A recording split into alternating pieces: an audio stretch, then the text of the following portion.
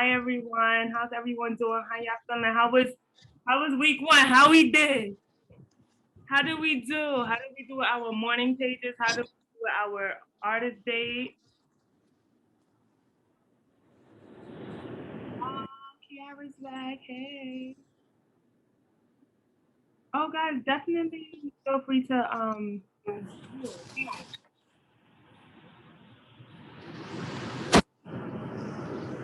yeah, how are you guys feeling?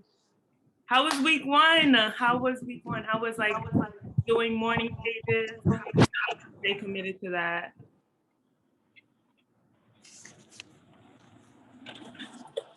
Am I allowed to unmute y'all? Let me know if y'all could be unmuted. I just want to make sure that this works. Yeah. Can you hear me? Oh yeah, I can hear you. For me, it got me back in my zone because I was doing morning pages like a year ago. And I'll be real, I do regular journaling, but I fell off of my journal, the morning pages where, you're really spending time on it and being intentional, making sure you getting it out. So this has got me back in the zone of it. And I told my therapist today, I'm glad I started this book club because it got me back in the zone and I needed those. They were missing. And so I'm thankful, seriously, for that. And the artist date, all of it has been very fulfilling. So I really appreciate you for doing this once again. Oh, thank you so much. Do you want to share what your artist date was? Sure, I can. I mean, what I did, I was already had all of everything that I needed, the tools and stuff to start my vision board. I just kind of been procrastinating on it. I'm working from home on the phone, so I'd be on the phone, I'd be looking through magazines and stuff and cutting things out. So I had a bunch of stuff on my table, but on Sunday, I actually spent time doing it and making sure that, it got done. And I have, my music playing and got a little bottle of wine. And I just spend my time being have my table just filled with markers and stickers. And I was just in my little zone. So definitely, I also got my fresh flowers first. So you know how my little flowers, you can see some of them back there, but my little flowers too. So that just added, it just felt good. A little Sunday afternoon. I love doing self-care to begin with. So that just gave it a little cherry, whipped cream on top, a little razzle dazzle. It was amazing. So, I love it. Can't wait to do another one. That's really nice. I really have to give myself some fresh flowers. That's on the agenda for this week for sure. It just adds like a brightness, like a beauty to the room, to the space. It's really important. I agree. That's been one of my things, like to add to, I'm real big on self-love and self-care and pouring into yourself. So that's one of my things that like, it's a non-negotiable now that I have, little money in my account. I'm not struggling to make ends meet. So I can afford a little $5 roses for my bedroom and a little, little table flowers. Like just, it's for me, it's not for anybody else. You know what I mean? I think we need things like that might not cost a lot of money, but it's just to fill our cup up. So I'm glad that's, you think about it in a creative way. I never really thought about it, me being creative. I just love how flowers look. They're pretty as hell. I mean, I got like sunflowers, fake sunflowers hanging from my kitchen wall. So I'm not just, I like flowers the way it looks. Is just, I'm bohemian, what is that, boho? Is that what they call it? I feel like I'm old. I think it's like bohemian. There you go. So whatever. I love flowers. There you go, But it's all about the floral, girl. I think that's so amazing. I love that you added like a little bit more luxury to your space because it's nothing like just feeling a little bit more luxurious, a little bit more creative, and just creating a space to breed more success, more love, more, I think that's amazing. I agree. Yes. I want to hear some other artist dates. Come through. What was everyone else's artist date like? I can talk about mine real quick. I went and walked around my neighborhood because I just moved to this neighborhood and I just walked around. I took pictures, which was really, really nice and wholesome. And then I met up with my best friend and then we went and took pictures on the roof and it was such a vibe. So we just was like being creative, taking photos, and it felt really good. Like my artist date went from being by myself and then it went from like being with my friend and it was really fun. I want to definitely create more like pictures and photography and things like that are like a little bit more meaningful to me. Yeah, she said we was vibing. Yes. What about anyone else? So we can get into week 2. My artist date. Can you hear me? Yeah. My artist date was really hard. It was really uncomfortable. I only did it for like 20 minutes.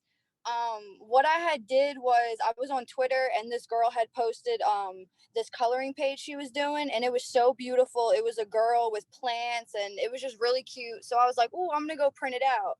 So I ordered some markers, went on a drive to pick up color pencils, and then I just spent like 15, 20 minutes really outlining it and coloring it and kind of just relaxing in the focusedness of coloring.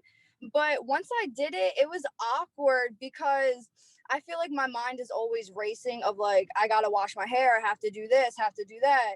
So it was good but uncomfortable to be like, okay, I'm gonna set this time aside. No one texts me, no one called me, no one asked me. I just have to relax.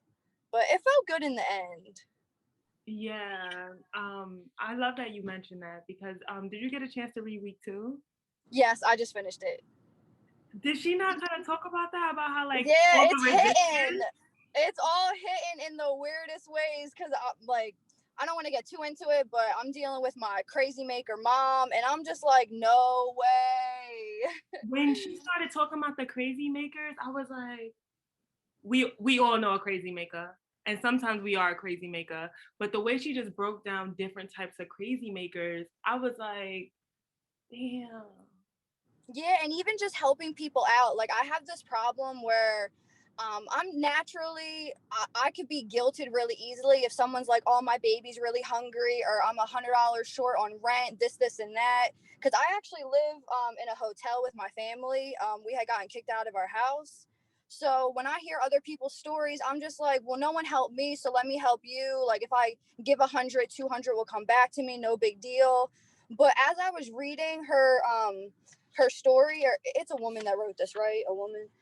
So as I was reading her Yeah. words, I was just like, everyone's problems aren't my responsibility. I don't have to help everybody, and some people just use my kindness. And I was reconnected with a childhood friend today, and she was asking, like, when I was telling her things in like a general way, I was like, "Oh, I'm having problems with my mom." She just stopped answering me, and I'm like, okay. And then I'm like, oh, how's your child? And she's like, oh, she's good. And I'm like, okay. And I'm like, give me something, give me some substance. So when she was talking about friendships and how blocked friends are hindering your process, I was like, I'd rather be lonely than share my process, like my progress with people, and they're really hating, sending me the evil eye. And I was like, this chapter had me in the feels. Yeah, no, this chapter was really, really, really insane.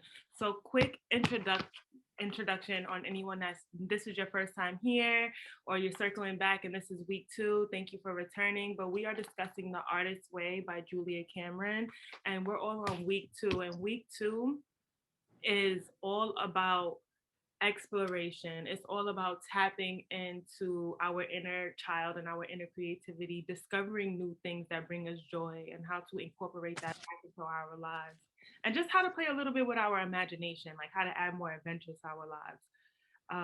And week 2, like you said, like she brings up our circle and how imperative it is to surround yourself around people who are like-minded and who are moving in alignment with the way you want to move and how you want to live and things like that. And when they're not in alignment, we can spot it from a mile away. We're just like, oh, you're a little off. Like certain things that certain people do where they lack like emotional intelligence, they lack self-awareness, they kind of lack a few things that you require as a person that's developing your inner artist, that's adding more creativity to your life. You just start to peep game from a mile away, like, oh, you just don't fit no more. You just don't fit no more. And that's okay. I don't think we realize that a lot, but that's okay. And sometimes keeping those type of people there is reinforcing or like justifying our resistance, like trying to hold on to it because we're going against flow, if that makes sense. Am I making sense, or am I being a chatty? No, that makes sense. I Okay, agree. okay, cool. Because chapter 2 was just so amazing. How let's finish talking about the different things that came up during our artist day or during the morning pages. Like for me, it was really hard for me to stick to my morning pages on the weekend. I ended up doing like a paragraph at night, and I was just like, why is it that the second Saturday and Sunday hit, I just can't. When I wake up in the morning, I just don't commit to it. I don't know. Like, did anyone struggle with the morning pages? No, same. Like most of my days were like broken up. Like I would do maybe 1 or 2 pages in the morning and then I would just run out of stuff to say. And then I kind of felt like I was just forcing it at one point. So I'm just like, let me just take a break and come back to them. So I did that for a few days. So, but at least I finished them. So that was like my thinking. Yeah. Okay. So someone said explain what the morning pages is. So in the morning, so in the beginning of the book, like right, it's called Basic Tools, and she breaks down two very important components that's going to carry with us throughout the rest of the 12-week program because this is a 12-week program. We did week 1 last week, and then this time around is obviously week 2. But week 2 is all about recovering a sense of identity. And the two basic tools are all about one, the morning pages, which is like freehand writing for 3 pages. You can do as many pages as you want or however like comfortable you are. I personally do a page and a half. My book is a certain type of book where I just feel like that's 3 pages. And if it's not, it's what I can do. And just focusing on like free writing whatever you want to write, coming like writing how you feel, writing. You don't even have to write about what you're grateful for, but if you want to, you can. But just consistently, just writing and free writing. It's supposed to be like a space for you to emotionally dump, a space for you to think of the things that you want to get started, a space for you to set intentions for the day. It can be whatever you want it to be, however you want it to feel. It's your space to forgive yourself. It's your space to reflect on certain things. Like it's one little space for you to just be yourself and go ham and connect back to source. So that's every single day. I highly recommend doing it first thing in the morning. It is called the morning pages. Like it's something that you're supposed to do just off the wake up, help you digest your day. And then the second component is the artist date, where you spend at least an hour, or it could be 30 minutes to an hour, at least doing something creative with yourself by yourself. So it can be taking pictures, it can be coloring, adult coloring, it could be creating little affirmation cards like they did in the group chat. The group chat, the group chat, the group chat makes me so happy. Can we talk about it just real quick? I just want to express a ton of gratitude to the group chat. The group I can say chat. gang, gang, because the group chat got me lit. So, Gang, yeah. gang. The group chat is gang, gang. Right? Like it's just a space for us to like inspire one another.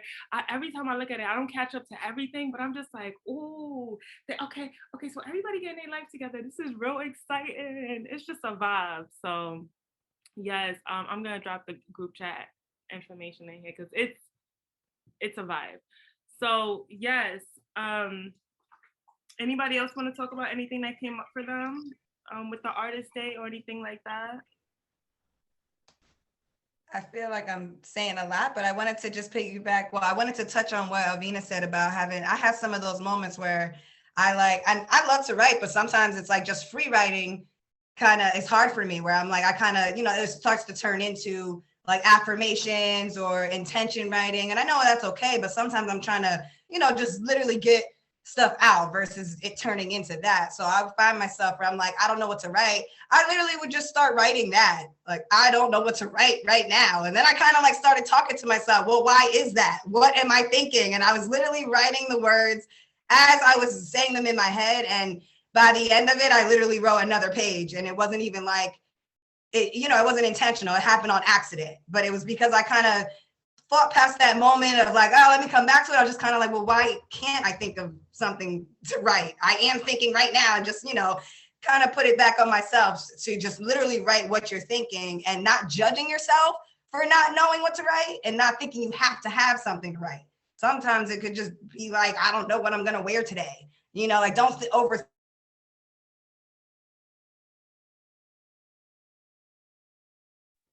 Oh, for some reason I stopped hearing you.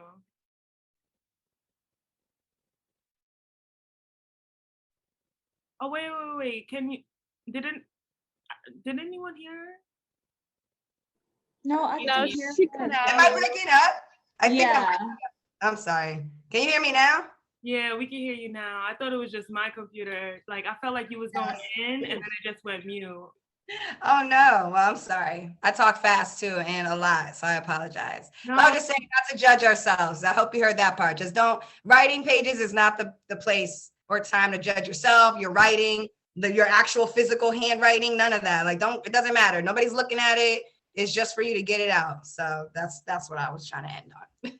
no, absolutely. And for me, I'm noticing that I'm real scatterbrained.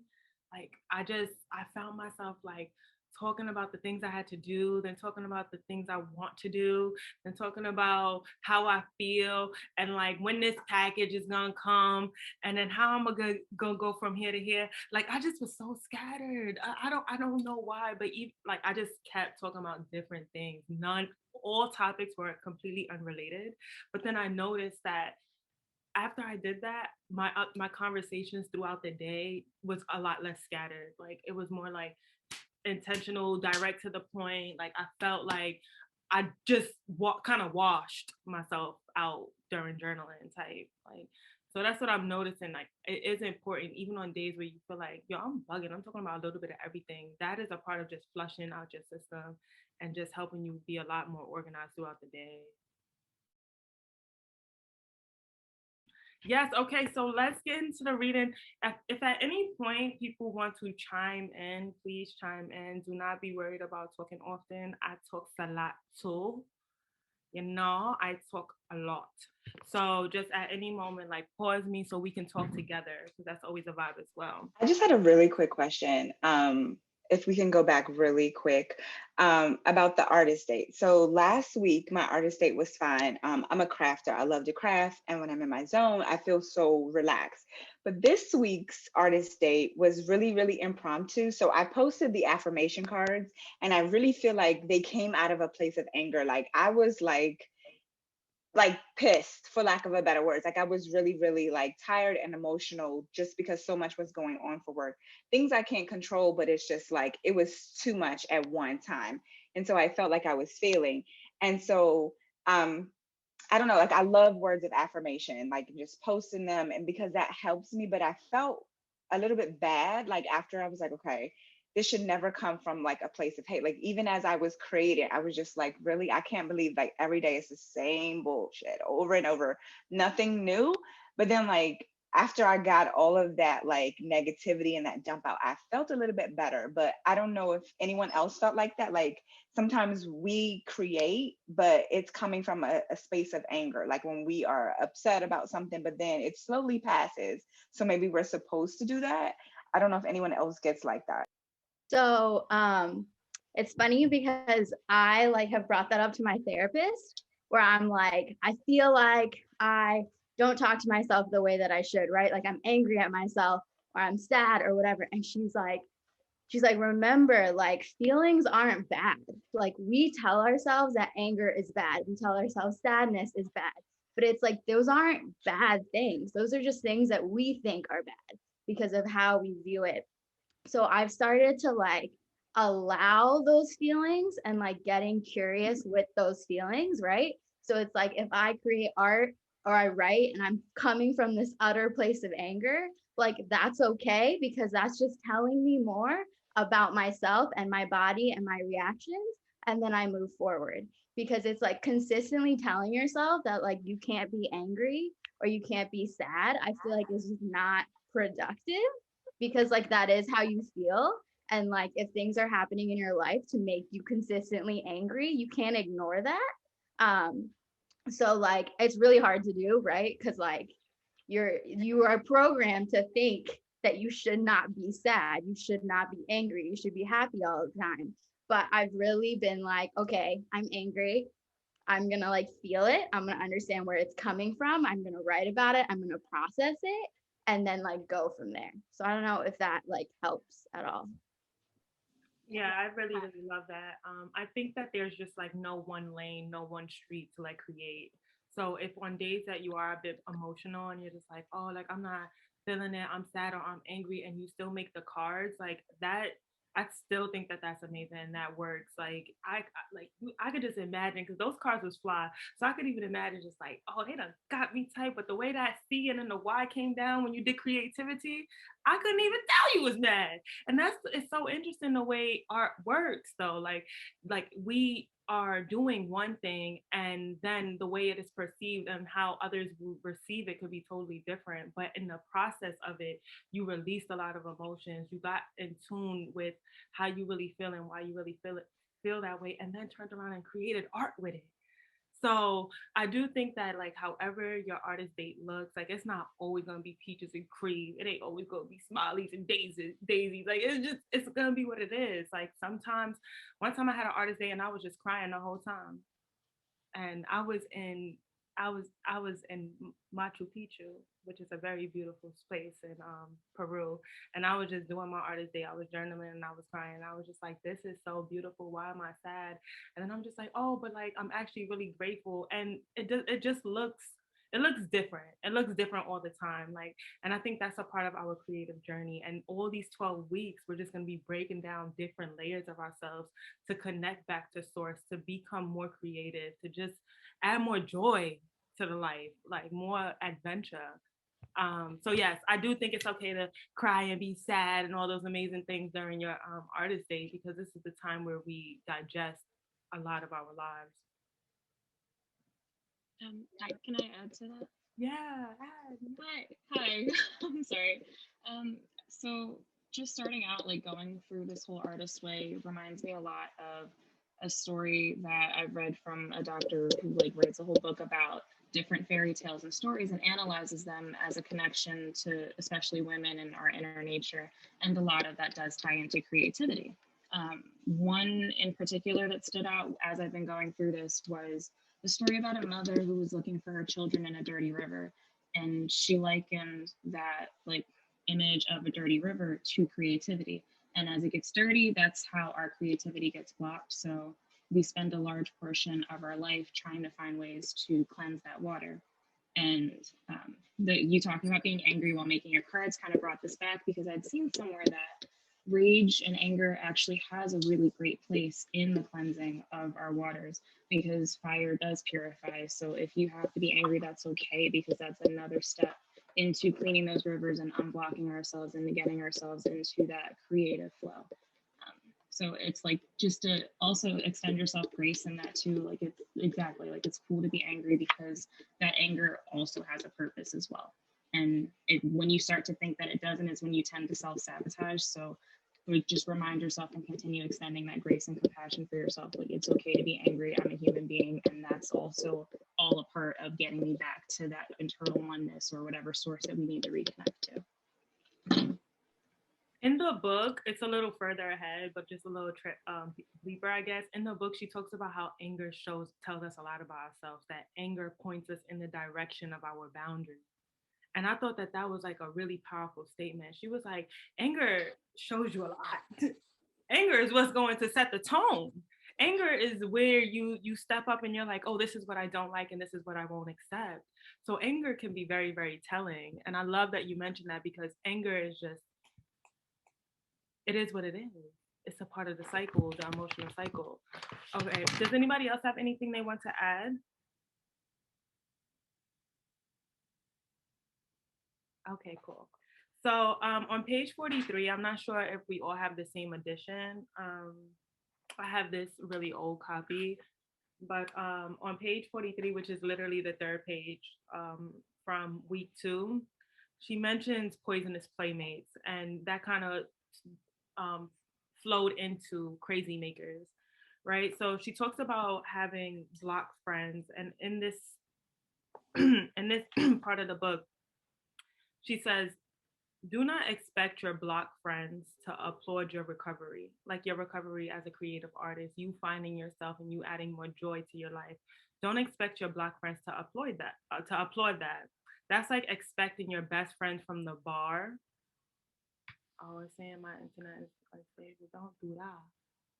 Don't do that. So she says that's like expecting your best friends from the bar to celebrate your sobriety. how can they when their own drinking is something they want to hold on to? And that really had me thinking like Block friends may find your recovery disturbing. So I don't even think she's only talking about friends. I think she's talking about our parents sometimes. I think she's talking about our coworkers. Like sometimes when you say certain things to people and they people off don't say the right things, or they don't understand what your journey or what you're going through. So they just say something negative, say something that waters a different type of soil that you're not even over there with. So I think it's so important to remember that people meet you where they at, not really where you at.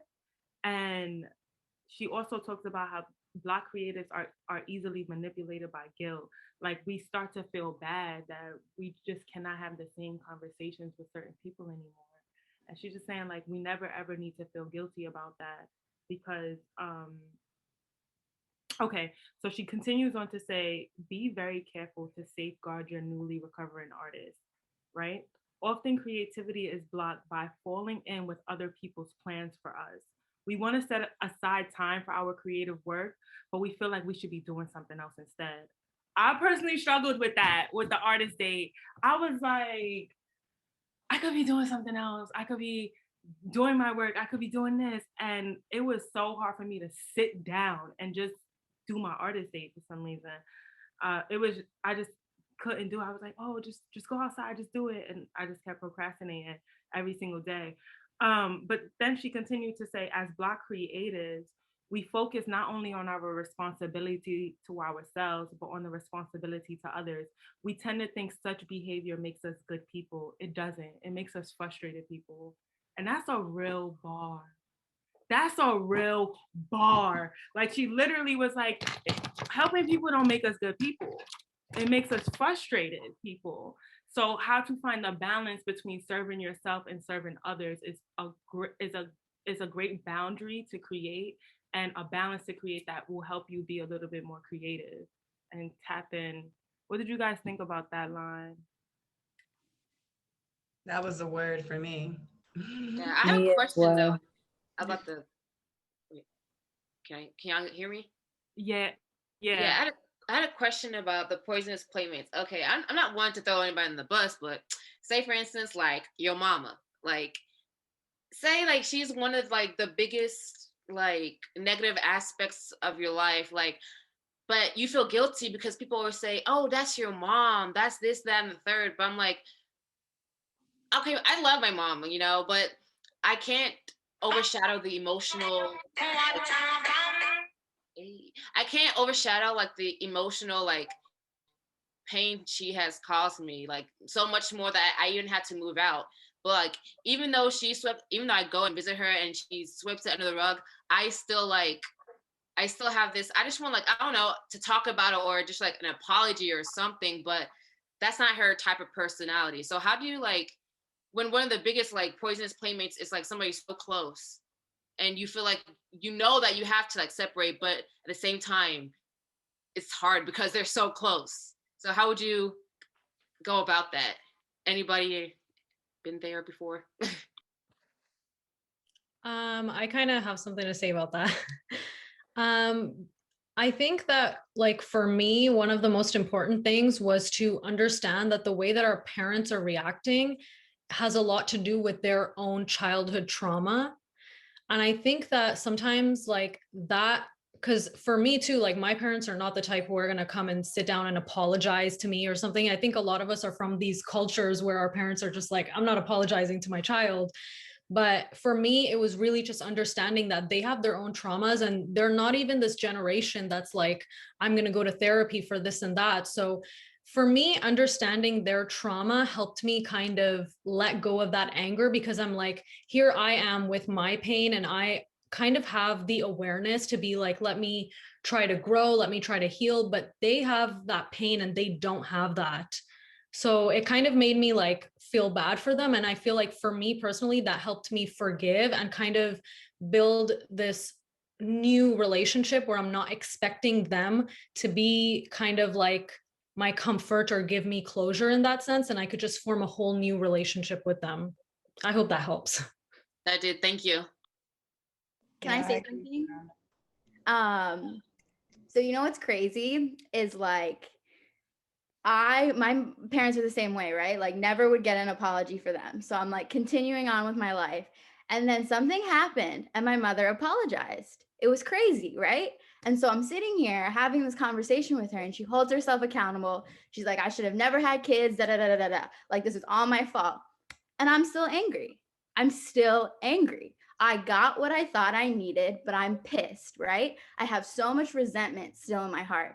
And that's when I realized like it's up to us to like figure out like what will make us feel better and like go and get that, right? Because I'm just sitting here and I'm waiting for her to own her shit, and she did, and that still didn't help because I'm consistently like making that choice, right?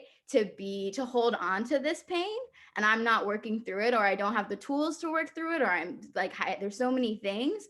So I think like so much of this is also like figuring out what we need to honor ourselves and honor our boundaries and move forward with our lives, because like we can't control our parents. We can't control when they're going to show up for us, and if they choose to never show up for you for the next like 60 years, are you going to sit here and like be angry, right? Like that's a question I've had to ask myself. Like what do I need to have a healthy relationship and how can I go get that? I love that. I really, really love that. I think that that is so important. Does anybody want to add anything to that? That was real. I do real quick. I was gonna say it's kind of like just to piggyback on that. You're gonna have to accept you're gonna have to accept the apology you're never gonna get. So you can't expect it anymore. You just have to accept that that's the reality, is that you're not gonna get it, and then you have to just set the healthy boundaries. Like I know this hits super close to home for me, and someone put in the chat that it can take years.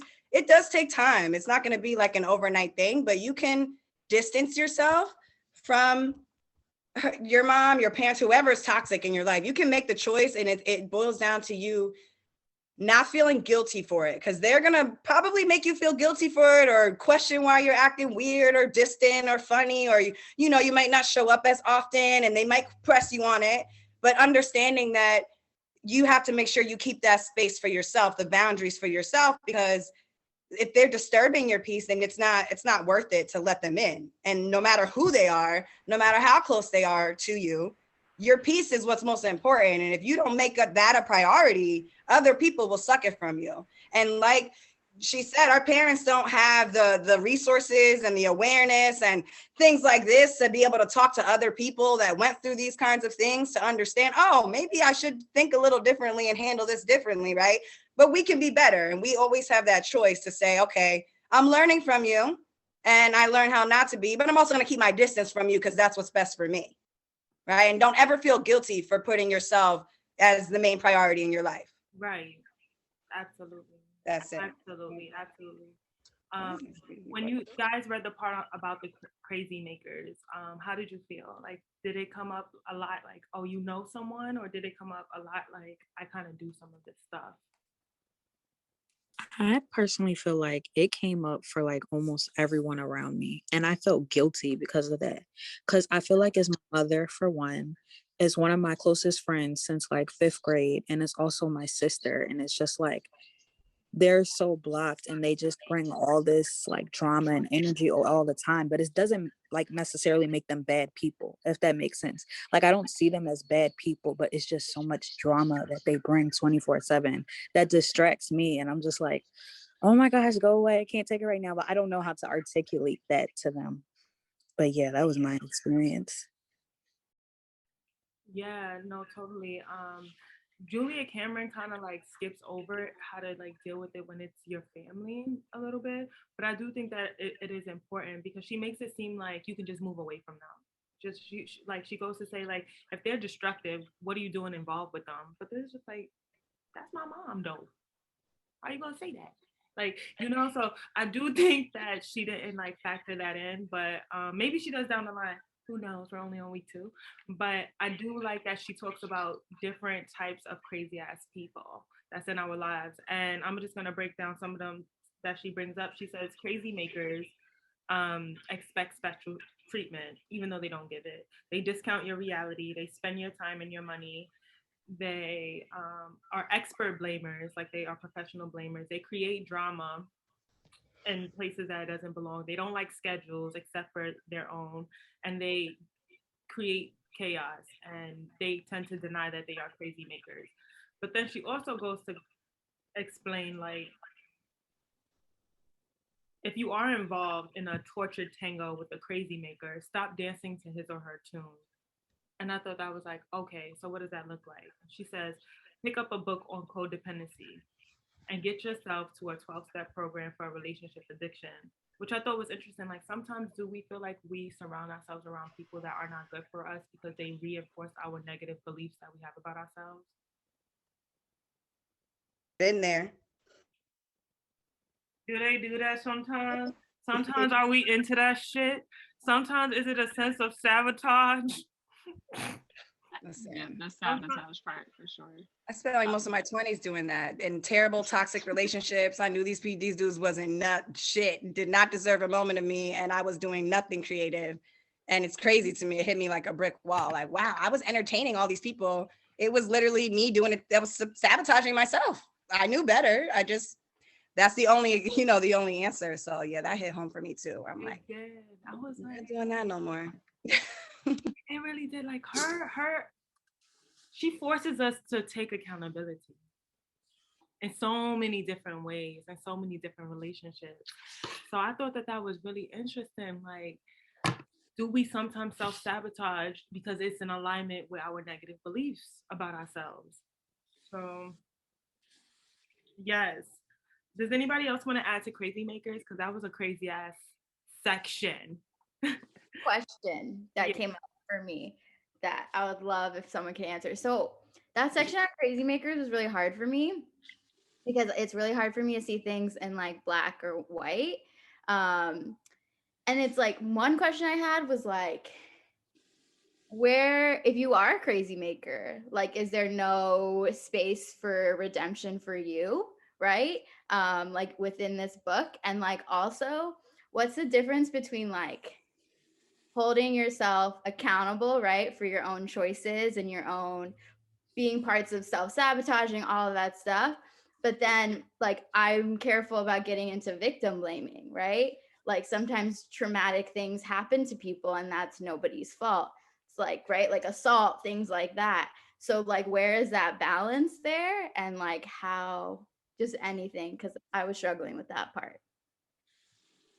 Yeah, I mean, I think when it came down to the Crazy Makers, because there was such a huge variety of it, it didn't feel so black and white, but it did make me feel like certain things I might have done to people and certain things I has been done to me. But like you said, where does redemption enter the room? Like, where does forgiveness enter the room? And I think to even forgive yourself for things, you need to be self-aware.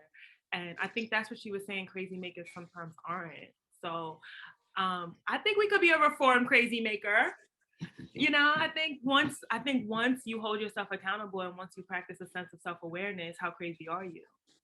So I do think that there's a sense of redemption that can happen, because sometimes we are that way and sometimes we into that shit. I'm not even gonna lie. Sometimes I be like into certain things and I'm just like, wait, why this is like feeding something else in me. It's not feeding creativity, like it's feeding the drama or something else in me, and that's always unhealthy.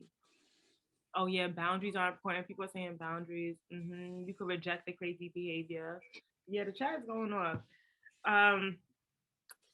Yes, does anybody else have anything to add before I move on? Yeah, I have something to add. Yeah. With what you had said, and then the woman before you about finding redemption. I know that this book in the Crazy Makers, it made me realize that I was also one, and in one way I was one is I used to help my friends a lot. Like if I used to see that my friend wasn't eating a lot, I'd be like, oh, let's go grocery shopping, pick whatever you want, I'll buy. And I was very I was just doing everything for everybody because I didn't believe that they could do it themselves without me, without my help, without my resources, without my input, etc. So once I acknowledged that I was doing that, I forgave myself and was like, okay, I give people too much of my time, too much of my opinion, whatever. Stop doing that. It's okay that you did it, but stop. And then I find it funny that after I had realized that, she talks about a story with someone's grandmom and how they always took time to just pay attention. And paying attention, you'll find delight. When you find delight, you're self-aware. And I was like, wow, it's okay that I was a crazy maker in my time. It's okay that I did these things. But now that I'm paying attention, there's a real spotlight in that, and I can slow down and make better moves, make better choices, better friends, whatever. Like there's this one quote and it says, slow down for you'll miss, slow down and enjoy life. You also miss the sense of where you're going and why. So it just takes time to write out something that's bothering you, look at it, dissect it, and then just do better from that point on, even if a little bit, because you'll always get better if you just start a little bit. Right. I love that. I love that you went back to that because I noticed that quote as well. That was really dope. For me, when it came down to, does anybody else have anything to add? Okay, so for me, I used to have this weird. Join mommy. I used to have this weird habit that like not habit, but I used to have this yearn for like, I want to say this is maybe a year or two ago. I used to have this yearn to have creative, inspiring, entrepreneur friends. I'll take you to the pipe, but we gotta finish doing your hair. Oh, Zenbar going in. I hear that. Yes, organize your life. No, but I'm gonna try to find a way to mute you real quick. If I can do that. The Zenbar, hey girl or man. Sorry. Can I mute you real quick? I can't really find your name to do that. Would you be able to do that for me? You're okay. All right, I'm just gonna talk. So one thing I noticed when she talked about the crazy makers and like friends and searching for friends and stuff like that, I used to have this bad habit to always want to be around inspiring friends all the time. I'll be like, oh, like I just want friends that are doing things, but then I'm just like, why do I want that? Do I want that because I'm not really doing the things I'm supposed to be doing myself? Like, do I just want to like go check in and see if they did something because I know I didn't do it? Like, is that the only reason why I want a certain type of clique? Because I want to be friends with the idea of my future self. Like, it can get weird. So I do think it's so important that the energy we keep around, we kind of are like very intentional, and we're trying to peep game as to why we want a certain type of friend and who are we willing to be to like keep or attract that type of friend. So what do you guys think about that? If you don't have any thoughts or whatever, we could just move on. That's not a big deal. That was a word, like a whole sermon right there. As I'm sitting here trying to reevaluate my own friendships, like, wait a second, why am I friends with all these people? Because, like, again, like, am I in love with the idea of myself? But also, is that just reinforcing my own like insecurities about what I can value and what I bring to that same group of people? Which I thought was really cool that she had mentioned, like not showing like your artist date or morning pages with anyone. I think to try to prevent you from that same cycle that happens when you're surrounding yourself by people that are doing the things you want to be doing. It's like hard to not like look back at yourself and be like, okay, well, that's great that you're doing that, but like, why am I not doing this? What's going on here? So yeah, no, you just kind of hit everything in all of my deepest core beliefs about myself right there. So yeah, it's important questions to ask for sure. Did you guys read the part where she was like, attention is an act of connection? It was on page 52 where the main title was like attention. It's at the top of the page where she just talks about, she says very often a creative block manifests itself as an addiction to fantasy.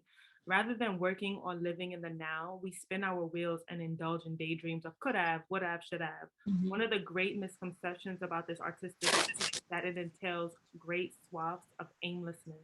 The truth is that a creative life involves great swaths of attention. Attention is a way to connect and survive. And I really, really love that because it reminds me of the quote, like what you energize, you recognize, and what you recognize, you energize. And I think that quote is powerful because it does show us like what we pay attention to matters. It feeds certain parts of ourselves. Like it goes beyond like, obviously we feed ourselves with food, but like literally everything feeds us. This conversation feeds us. Our conversations we're gonna have after this feeds us. The music we listen to feed us. Everything feeds us constantly. So when you start paying attention to what you pay attention to, it speaks volumes. And I thought that it's what we are connected to. So just being intentional on what we're connected to is really powerful in having a creative journey. So I thought that was really powerful. What did y'all think about that when she was talking about attention?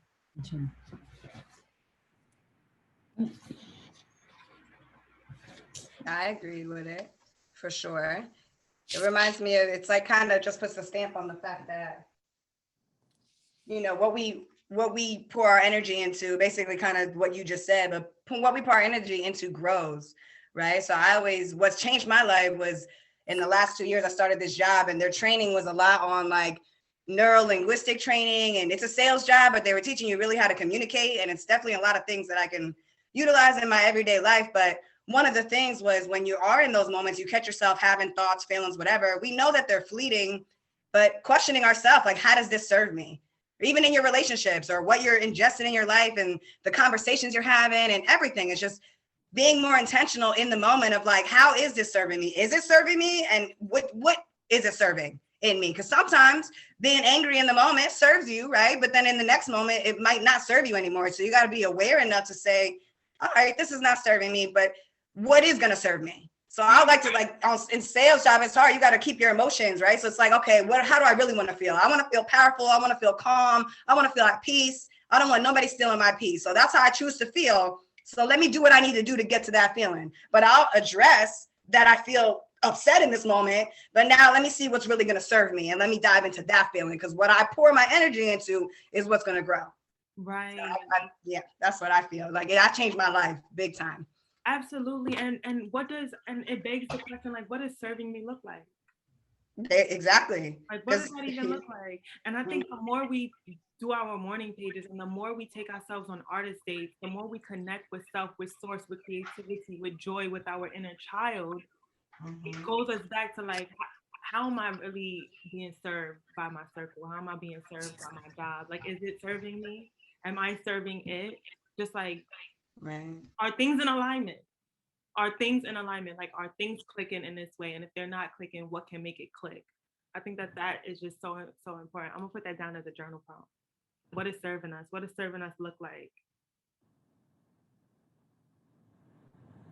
Yeah. Add on to that, I think attention is like one of the biggest blockages in being creative, because you could spend all day like daydreaming. Like, for instance, you want to be an actress, you can daydream how you want to be, like, win awards, do this, that, and the third. But if you're not actually putting the energy into, you know, go to an acting class or read a script or do anything, you're not paying attention to what your energy and what your actions are doing. How can you unblock that next level of your creativity? How can you go to the next level? How can you just, basically go up to the next level? So that one really, really like put me kind of in my place, because like I want to do all these things, but I feel so, my brain feels so much like I want to do all these things that I can't take a step back and pay attention to, okay, I want to do all this thing. What's the first step that I can actually physically do to go to the next spot that I want to do in my life? Right. I also love that she talks about us tapping into ourselves as like filling up the well. And I love that because a well is endless. You know, it keeps flowing, it keeps flowing, it keeps flowing. So I love that she reminds us to pour back into ourselves at all times, like consistently pouring back into yourself, and what that even looks like. How does showing up to the page look like? On page 53, where she talks about the rules of the road, she says, in order to be an artist, I must show up to the page. I must use the page to rest, to dream, to try. That's pretty powerful. And then like she goes on to say, fill the well by caring for my artist. Like, what does that look like? Does it look like creating boundaries? Like, look, this is my artist day. It's 1 hour to myself where I get to go up to my creativity. I can't do it. It's completely blocked off. It's me and my little baby child. Like, that's our time right there. Just what does it look like to fill your well? And what does that look like for you guys, filling your well?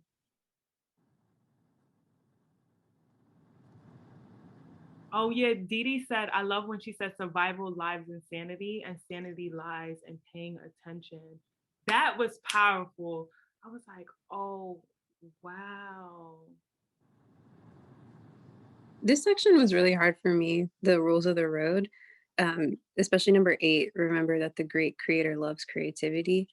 I was raised really religious, so this whole like idea that God or whoever you believe in loves creativity and isn't opposed to it was really hard for me to believe in. Um, and she had another one that talks about like the presence of the great creator helping my artist. I guess I just always thought of like art being something forbidden or like, oh, it's not productive, it's not good enough to be invested in. So that was really challenging for me. And just to add on to what is it Moran? Mayron. Sorry if I mispronounced it. Going to back what you said about being religious, because I like, for instance, my mom is very, very religious. I'm on the PDF file, but on page 85, there's a quote by Sophie Burnham. It says, to believe in God or in a guiding force because somebody tells you to is the height of stupidity. Not saying you're stupid or anything, but we are given senses to receive our information with our own eyes. We see with our own skin, we feel with our own intelligence. It's intended. So, and to continue on to say that kind of hit to me because I was raised with this mentality of this is how you way to live, this is deemed bad, and this and the third. But I feel like God or the creator gives us visions or purpose for us only. So not everybody else will see that. So, and she goes on to say about being open-minded. This is not to say that you should, just drop your religion entirely, but to be open-minded in your own creativity and to see where or how far you can go tapping into that. I love when she talked about being open-minded because then she also said when weird things happen and like coincidences, like I was just talking about not getting my 600 stimulus check and I was complaining to my friend. I come home and the 600's on my table. I was like, no way. So like every time something good or we get like a vision from God or every time something like a hint of inspiration happens, I like how she says just like nudge at it a little further. Imagine like your inner child and it just being like, ooh, what's that? Let me get a little bit closer, because that's how you get closer to your creativity, just being open-minded to be like, hey, what's that? And I think that was really dope. Something that I really like on the rules of the road, I like number 5.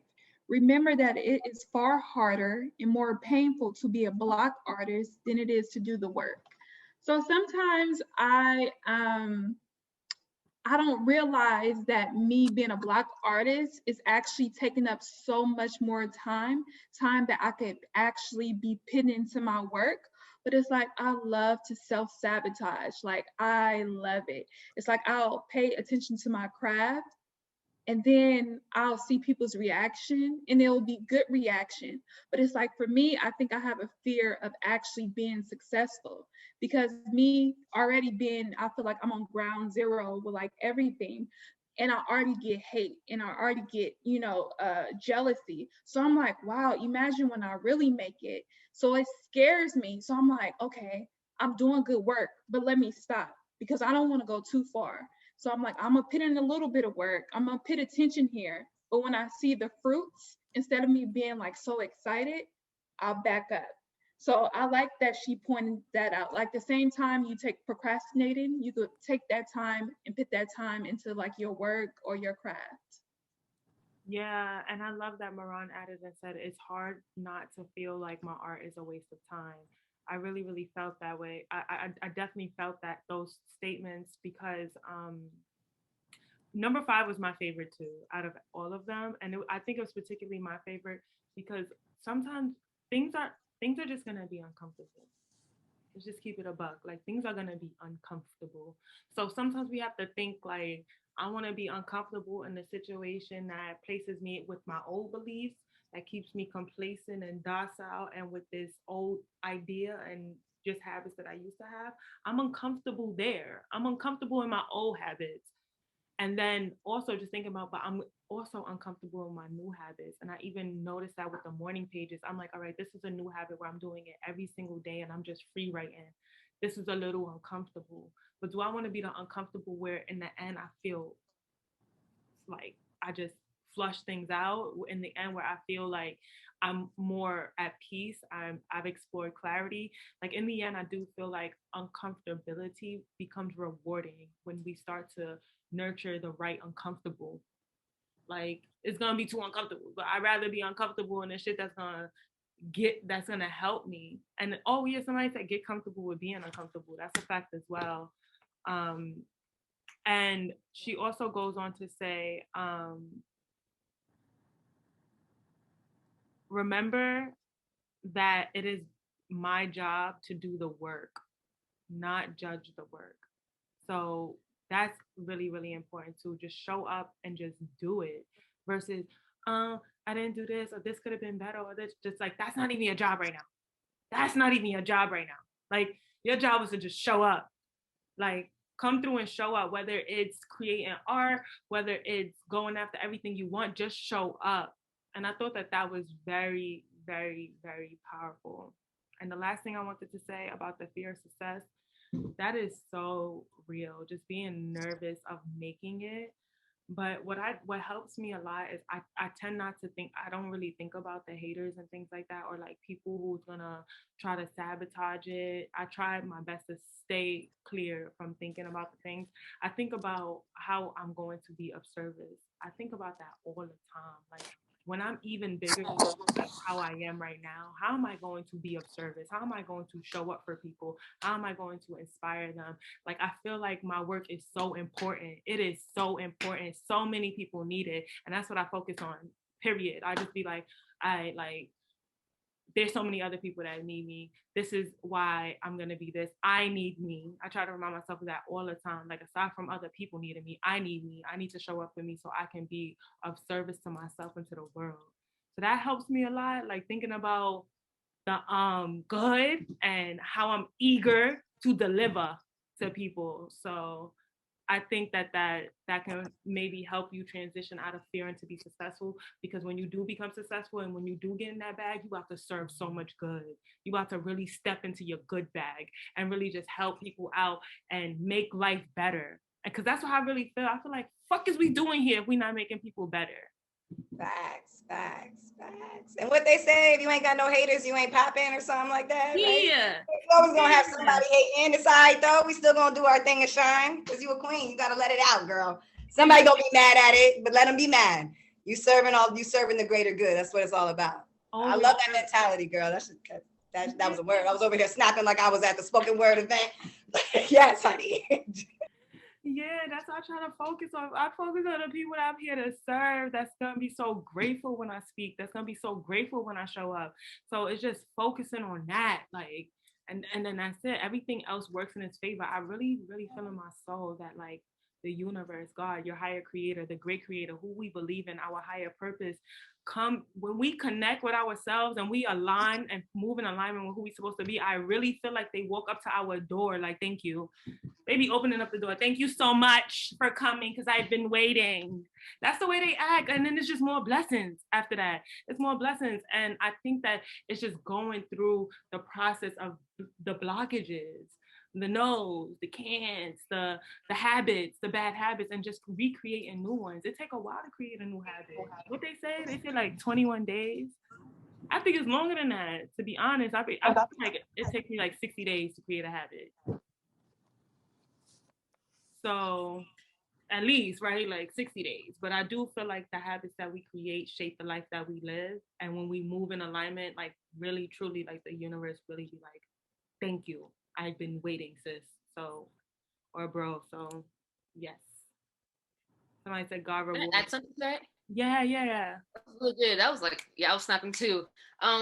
For me, I was told when you get stuck in that like slump, you always had to go back and think about your why. You know, why are you making this art? Why are you doing this? Are you doing it for the acceptance of others? Or are you doing it for yourself?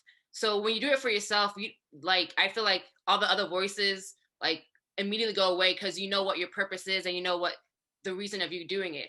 I don't know if you believe in God or anything like that. I feel like when you are given, everybody on here has a purpose. Everybody here has a gift. Everybody here has a talent.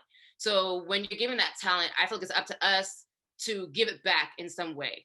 So yeah, like they said, it's for the greater good. Yeah, you may have haters, this and that and the third, but you know, God gives his toughest challenges to the strongest soldiers. So that is nothing to compare what's coming. This is just maybe you could see as a test as you, okay, you have this, what you think is a small success. And maybe it's just a test to see how you would react to it. Because this is just a small version of what's bigger to come. So you might have 1 or 2 haters, but when you get in your bag and you get those, you know, that the money, you can have thousands of haters. So this is just a small proportion to what is to come. So how are you dealing with it now? If you deal with it with anger and like just quote unquote bad emotions, how can he give it to you on this bigger scale if you can't take care of it on this small scale, if that makes sense? So if you approach it with a better mindset, like, okay, yeah, I know I have haters, but this is my purpose. This is what I got to do. More and more bigger challenges will come arise and you'll face it with such ease that it won't even be bothersome anymore. Right. And she also talks about in the book being present. Does anyone struggle with that? Like just being present? I love that she talks about like what does being present look like? Because she mentioned in the book, she was like, the past, I can't even do nothing about it. It already happened. And the future's not even here yet. So what am I nervous for? What am I anxious for? She was just like, the only moment that you could really feel what you feel and experience what's happening is the present moment. And how often are we present throughout our days? How often are we present during the morning pages? Like, how often are we present when we're talking to people? Like, when people are talking to us, are we on our phone? When we're on our phone, are we doing other things? Are we eating on the phone? Like, how often are we present? And that's important. And being present shows you a lot about everything. It's like the veil is off. It's a whole new set of lens. You sitting there and you're just like, wow, this is, I'm not even being dramatic. I really feel like the more present I become, I noticed it the other day when I was on my artist day and I was walking around my neighborhood. I was really like, damn, the brownstones is brown. Yeah. Some silly shit. But I was like, the brownstones is brown. And I was just like, wow, like this trees, everything just look a little bit more extenuate. Like I don't want to say sensual, but they was just a little bit more dramatized because I'm not on my phone. I'm not on other things. I see that the green is green and the blue is blue. So I do think being present is so important. It really allows you to experience what is happening to you right now. Like even when we get, this is the last thing I'm gonna say, like even when we get emotional and we're just like, oh, this happened, sometimes we just have to remember to be grounded and to be present because what is ultimately happening. That's the way I be feeling. Like when certain people do me wrong, I just be thinking like, what is ultimately happening to me right now? Are they breaking through my apartment door and doing something to me? Are they really doing something to me? And just being present about that and just thinking like, they can't beat me. They can't touch me. Like what's ultimately happening. And I think that that's so important. Just trying to be more present and noticing when we're resistant to being present. Notice when we do want to just hop on our phone. Notice when we are distracted. Like when does things like that come up? Does anybody have anything to add about being present? I don't want to be the only one talking about this because this shit is real. Honestly, yeah, the other day, like, I took a different route to get home, and, like, I saw, like, the back of what the train station looked like, and they had, like, redid the train station. I was looking like, wow, like, this is really the train station. It seemed like something, like, really small, but I was like, it was really different, because I, like, paused my music and everything. Like, I was like, I'm just gonna walk home, like, enjoy my time by myself. And I was looking, and I was like, wow, like, things can really change around me. And I was just like, wow, this is interesting. It's like I see it sometimes, but looking at it in a way where it's like I'm really looking at it made things very different. Being present and literally is like the key. It's like a key trick to increasing your joy. Because in the moment right now, you have so much to be grateful for. And when you sit in your mind or you could be distracted on your phone, or you could be distracted just sitting in front of the TV and not even watching what you're watching because you're in your brain thinking about what might happen and what might not happen 25 years from now and what might happen to someone else. You know, it has nothing to do with, things that have nothing to do with right this moment, right? And I think that's a big thing, and I'm real big on mental health, and that's what a lot of our anxiety comes from, is when we're either thinking about the past, about some shit, excuse my language, but somebody did some stuff to us before, and we're still thinking about that and going over it in our head, replaying the pain cycle that just keeps you living in, or it's the fear of not knowing what's going to happen and being a little nervous about the next step, instead of just sitting, embracing right this moment. You're good. You're always good right here. This moment you own it. I like how she said that, like right in that moment you own it and you're good. You're always good. You're always good. So you can always be joyful if you're in the moment, but it is hard. It's hard, and it's easier said than done. But I would just throw out there, if anybody is interested in trying to work through like just dealing with a lot of thoughts in your brain, I would suggest reading the book, The Subtle Art of Not Giving a Fuck. That changed my life, because I am an overthinker and overanalyzer, and I realized I was giving all too many fucks out to way too many things that did not serve my greater good and my purpose, but it's easy to get caught up, especially if you're a healer, if you're an empath like me. You just are all, you take on everything like it's your mission, and some of the stuff is like, what is this doing? This is not helping me get ahead, right? So like once I get to a certain spot, fill my well up, then I can help other people. So let me stop giving so many fucks about that and give the fuck that needs, right in front of me. And right here, I'm good. And that's what matters the most. So yeah, I'm always good. I'm always Gucci. I'm always Gucci. Like yes. Hi, good evening. Hello. Markeisha, is that how you say your name? That's it, yeah. Well, first of all, I love that book. It's one of my favorites. It definitely helped me understand fault versus responsibility. And how these things that people have done to us might not be our fault, but it is our responsibility now to go and find those things to heal. And I just want to say, somebody told me just a few years ago, and I was at a place where I was anxious about the future and I wanted it now, but I was lost. And someone just told me, you are exactly where you need to be. And those words right there just changed my perspective. Okay. Life. Yes. I'm so sorry to cut you off. I'm so sorry. We talking about the universe. We talking about alignment. I can't take this. I had this sign just hidden behind here. All right, let me show y'all, because I'm not even being dramatic. Look at this sign. Look what it says. Yes. You're exactly where you need to be. Yes. Right? I had this sign hidden behind this vision board for months. I took it out 2 days ago and put it up. 2 days ago, I took it out and put it up. So I was like, maybe I should see that more often. And it's insane. It's insane the way alignment works. And you're going to notice it. You're going to notice it the more you read this book.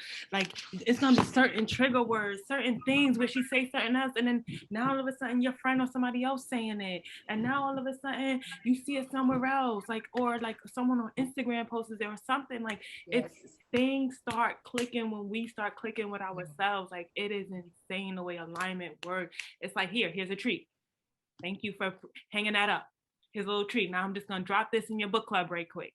Like, so it's things like that it's so powerful what alignment does, and like the law of attraction and just the way it works. Like, it's like little ripples that just go expanding. Sorry, I was so excited. No, but yes, super, super, super important.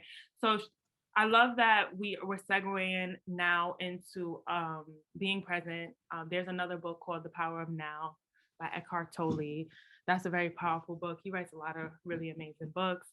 And it brings me back to The Artist's Way, because in one of her tasks, she asks us, like, if we had 5 other lives to lead, what would we do? Like, what would our profession be? And that had me like, 5? I would probably be a gardener or a jazz musician or interior designer and things like that. And I started thinking about, or like a professional ice skater. I was just thinking about so many things. And it's like, okay. And then her next following question was, and how do you add more of that to your life now? And I was like,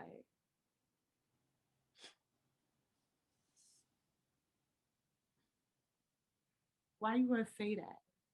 Like, why you gonna drag me? Don't do that. So that's how I felt. Like, and that's so important to think about. Like, does anybody else feel like that? Like, if you have 5 other lives to lead, to live, what would you be doing? And how can we add more of that into our lives? I love that part. I'm sorry, I keep jumping in, but that's because this be hitting home. But this did hit, that part hit home for me, especially because I was just thinking about how I missed dancing. Like when I was young, I was on like the cheerleading team, and then I was a gymnast, but I always loved the dancing part the most. And then I was on the dance team in high school. And then once I got out of high school, I just didn't really dance unless I was at the club. So, COVID hit, and now I don't got nowhere to go, but I dance in my living room, but it don't hit really the same, as you dancing out. I guess maybe it's the performance aspect that I like of it, but I just started thinking like, damn, I want to dance. And so having that question, I thought about that. Like I would love to have been a professional dancer on like Beyonce's tour in the background. Like I would have loved that. I would love that life, but I think might have passed that now at my age. But either way, it's like implementing in my life. I told myself like, I just need to just, Cardi B's Up just came out. I'm loving that song. So I was like, why don't I just make up a little dance to that? Like that's the way I can incorporate it into my life. But it was like all in alignment where I was like, I was just thinking about this. Now it really made me think about, okay, well, how can I get back to dancing? Like now that's a way of doing it. It's just coming up with a little dance that's for me. And maybe I'll post it on social media, maybe not, but at least, that's a way to incorporate it a little bit, but I didn't even think like that. But it's so crazy how stuff like that gets you tapping in. Those kind of questions help you really realize like, oh, well, yeah, I do miss it. And I can implement it in my life. I might not be able to go out there and be on Beyonce's next tour, but I could definitely be Beyonce in my bedroom. Like nobody's stopping me from that. So, Right. But yes, I think it was definitely a way to like step back and think about, like, for instance, when we're kids, we always get told, what do you want to be when you grow up? This, that, and you get these big dreams. And then as time goes on, those big dreams you had subside. And now you have to go, go back to your 9 to 5 and don't really think about the dreams that you had previously. For me, when I was young, I always wanted to be an actress. Like, you couldn't tell me nothing. I was Raven-Symoné. I was on That's So Raven. You can't, like, it wasn't up for discussion. But now, like, I don't even, like, I still have that urge inside of me. But now when you're adult, you have bills, you have this 9 to 5, and those dreams kind of, like, get crushed a little bit, no matter how sad that sounds. So, especially for this week, I'm thinking of making that like an artist date, print out some scripts and just kind of go back to the chalkboard and just do it for myself or something like that. So I think I think that would be so dope. I just heard 2 fire artist dates. So one will be just dancing, just being Beyonce.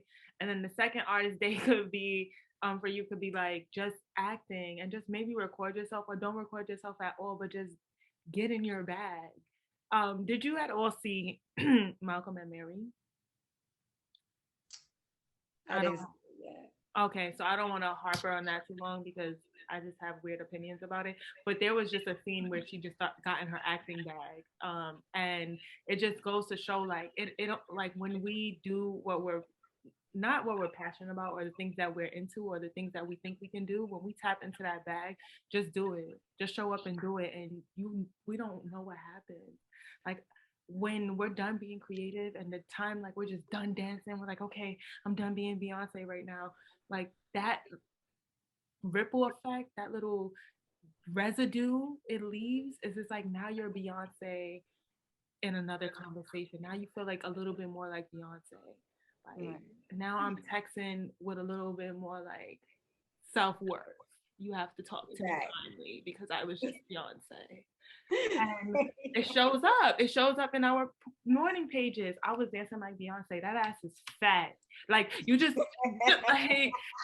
start stepping into who you are, and you just it builds self-esteem, it builds confidence, and now you're just stepping into all different aspects and different lanes in your life, showing up even better because you took care of yourself during your artist date. So if we resist in our artist dates, let's try to get back to it. It's so important. I want to hear about people artist date. I do. I think it's so important. And just like if you had other lives to live, how can we incorporate our other dream lives into our artist date and being creative again? So I actually did the acting one. My artist date was I did like improv prompts. Like I just typed it in on Google and I just did like little scenarios and just went all into the character. And I had like so much fun.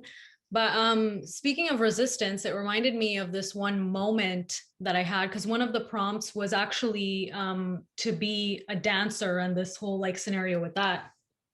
So again, the alignment, and that's weird, but what, like, I'm a really like athletic and energetic person, and I remember as a kid I was one of those kids that was like running around the house and just being like doing these bicycle kicks in the air, and I was always told like, you're doing too much, like sit down, you don't need to be doing all that, you know, being a female too, like it's not really like, yeah, go be an athlete. So but it just like randomly came up in my head that I used to do this specific like bicycle kick, and I got this urge to do it, but I couldn't get myself to do it because every time I did it I was shut down.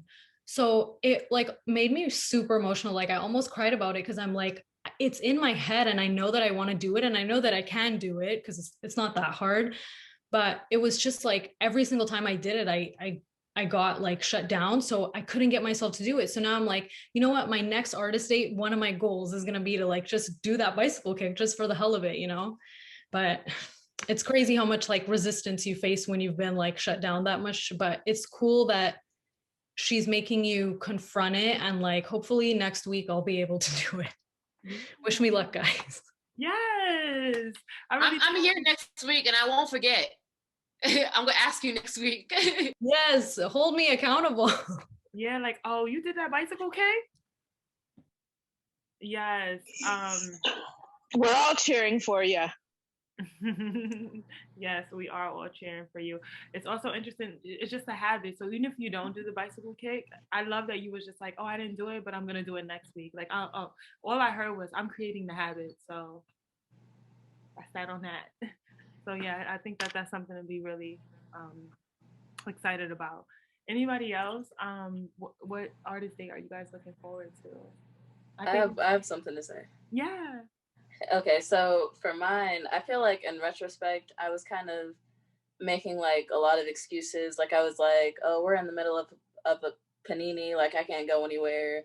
I can't really like, make an artist date for myself. But like the first thing that I wrote down for myself was like, I always wanted to be a singer or like a musician. And I realized like I don't really have to go anywhere to do that. Like I just sat down one day and I just like wrote some lyrics and I had a song by the end of it. And like the whole time I was feeling kind of like silly about myself, like, cause I've always struggled with like, just whenever I've expressed myself, like I feel just silly or like I have problems being vulnerable and stuff like that. So I think it was good to just like sit and write and like, no matter how dumb I thought it sounded, to just like get it out on paper.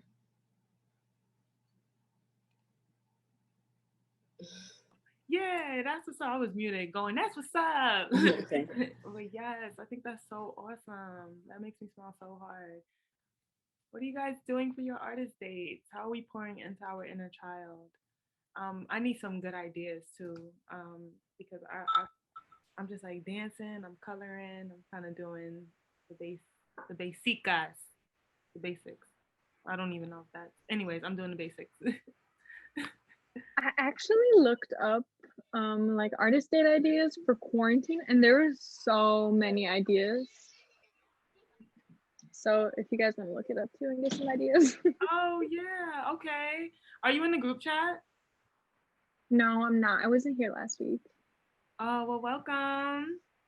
Thanks. Yeah. Have you been reading? Like, is there anything that kind of stuck out to you, or like a certain part of the book that you were just like, wow, she's specifically talking to me?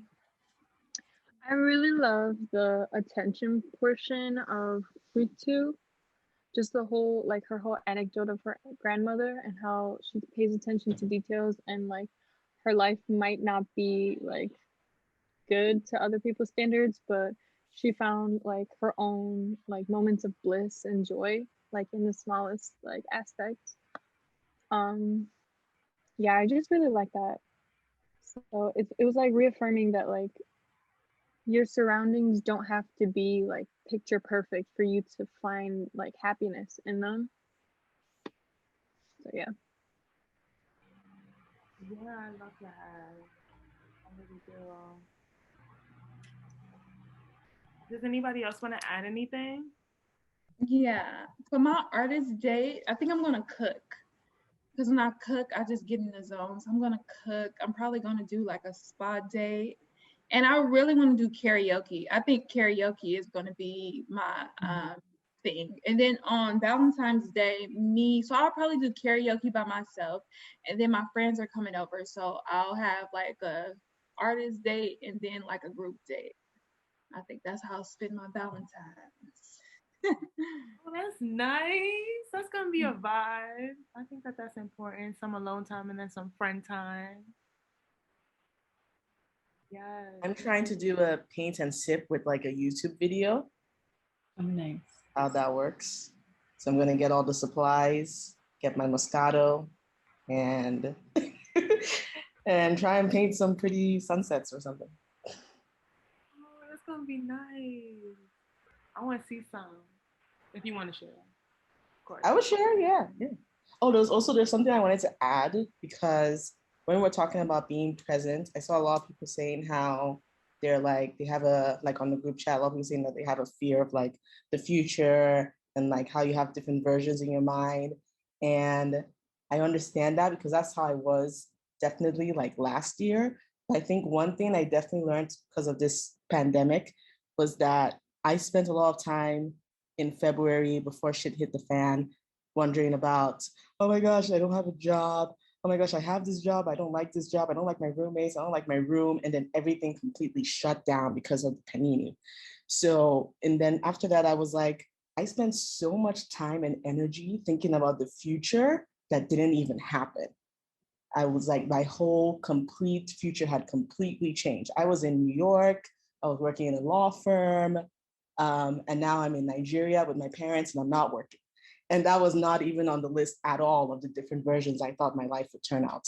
So for me, like, I want to just say that, like, try very hard just to like really be present, because like, we don't know what's going to happen at all. So there's no point sitting down thinking and being anxious about what the future is going to be, because tomorrow maybe COVID goes and everything goes back to normal. And then everything that you planned for before completely changes. Yeah, that's my 2 cents. That pandemic pulled up on us and said, nah. For real, it pulled up on us and said, never said that. Your plans never said that, never agreed to it. So I do think that was a word, what you just said. It is so important to be present, because we really just don't know. And sometimes like for a while, I struggled with being present, because I was just like, oh, like my future not gonna be good if like I'm not thinking about it. You know, if I'm not focused on my future, how does my future not be good? Like, how dare you tell me to be present? The present ain't making me no money right now. Like, I used to really feel like that. But being present allows you to I want to say be present, obviously, but being present allows you to just be aware.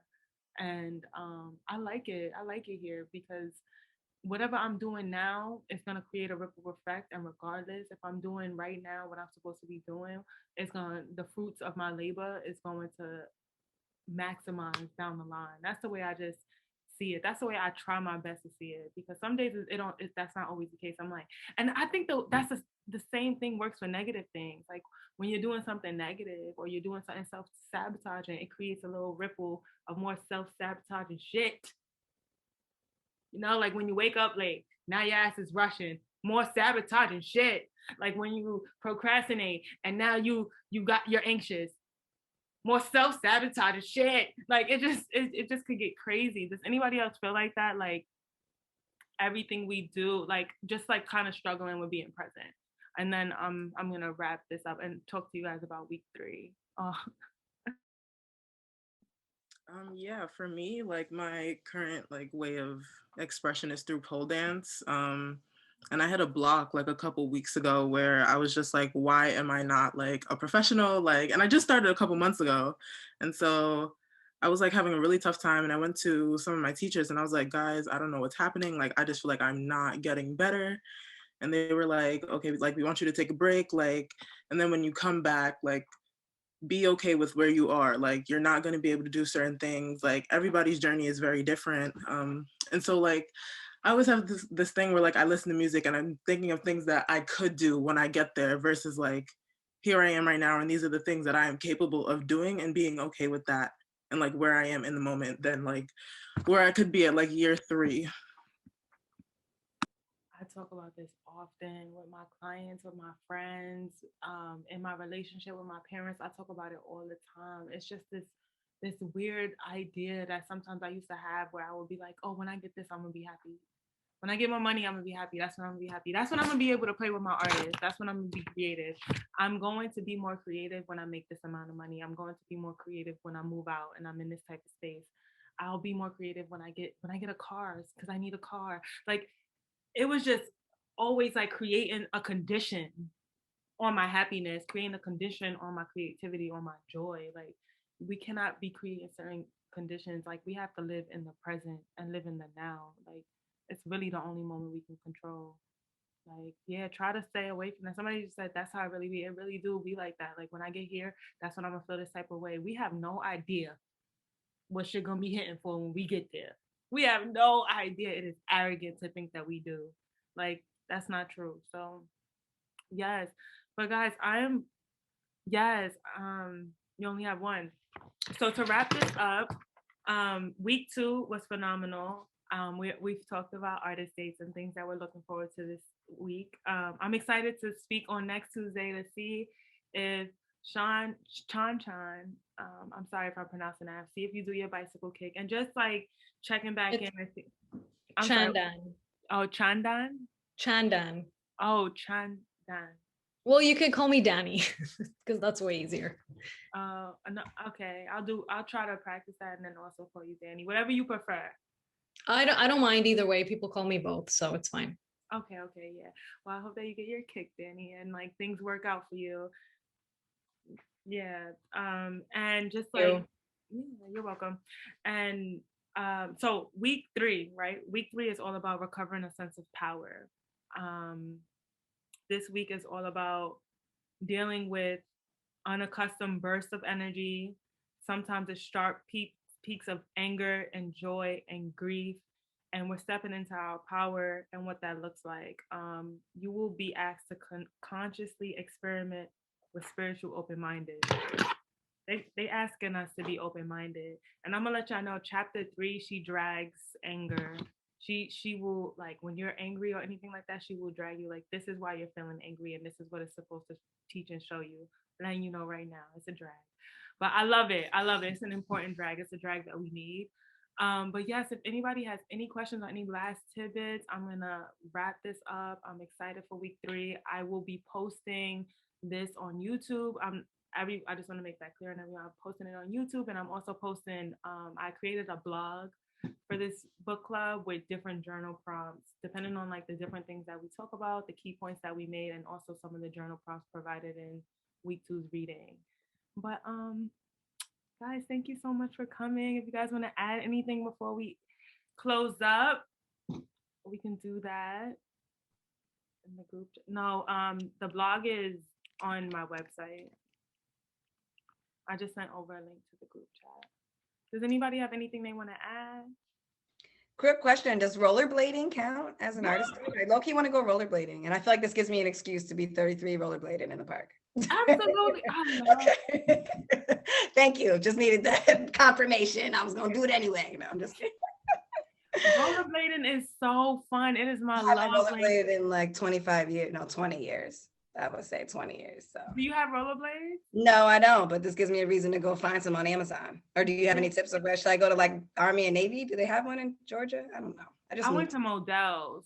Oh, Modell's. Okay, I can go there. All right, cool. Thank you. Some really nice rollerblades from Modell's. Yeah, it looks fun. I'm excited for everything. This whole thing is awesome. So thank you again. Yeah, you're welcome. Creating this space. It's dope. Yes. Okay, so I'm gonna close out. We're gonna dance. This is the bag I've been in today, and I think it's all gonna help us just get to it, just start to do it, do whatever we wanna do. You feel me? Do whatever we wanna do.